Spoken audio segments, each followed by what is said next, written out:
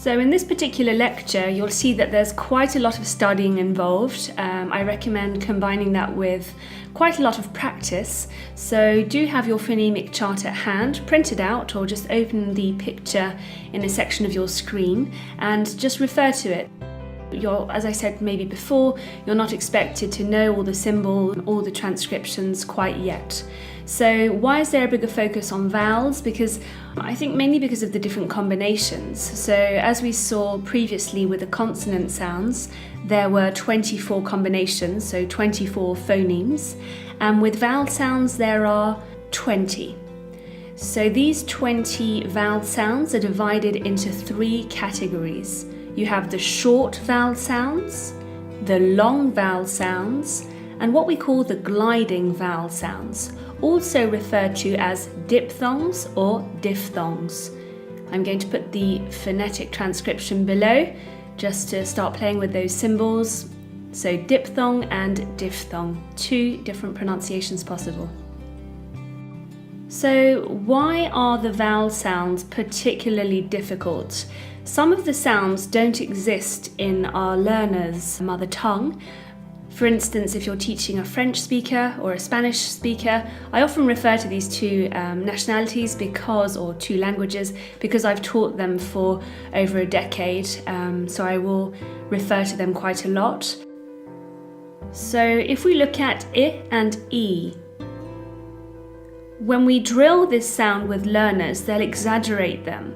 They'll first of all struggle recognizing them with listening exercises. So when you say to them live and leave, they sometimes don't distinguish them.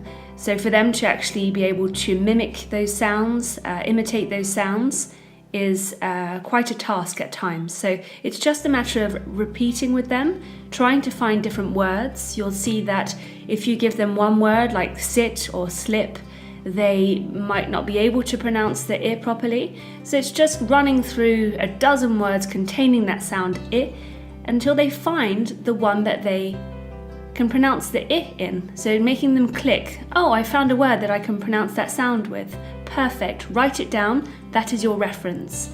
So every time you see a word that contains the word I, you refer back to that favourite word of yours, which might be sit, and then you repeat sit, sit, sit, sit, and then you move on to the word slip, hit, or whichever it is that you want to practice.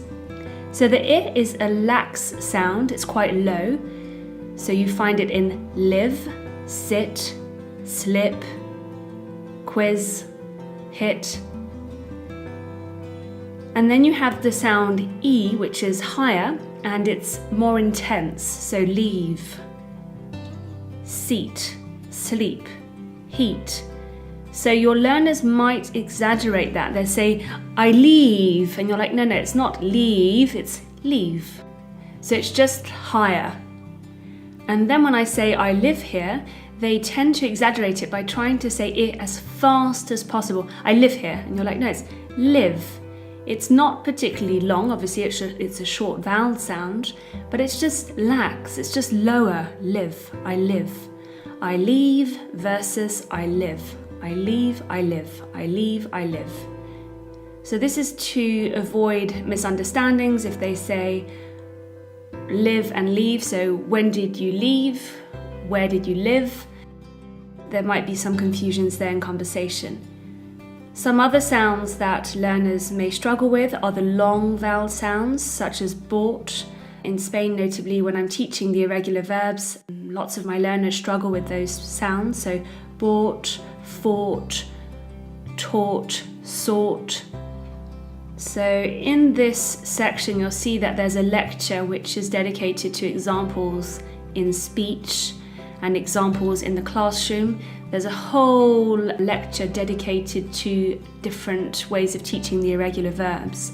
And you'll see that they're classified by similarity, so they're in clusters. So you can use that particular way of teaching irregular verbs, or at least refer to it, so that you see the different similarities and difficulties maybe represented in this list for learners, going over the past simple and all the different perfect tenses. Another problematic sound is the short vowel sound which is commonly known in linguistics as schwa. It's an unstressed central vowel and it's represented by this symbol here. So for received pronunciation speakers of English, so what we would call native English speakers with a neutral accent, it's a very common vowel. It's one of the vowel sounds that appears most. So now do get some practice, do watch the videos on the different vowel sounds, have a look at the quiz at the end, and don't hesitate to print out your phonemic chart and also the other picture with the exaggerated mouth, tongue and teeth positioning.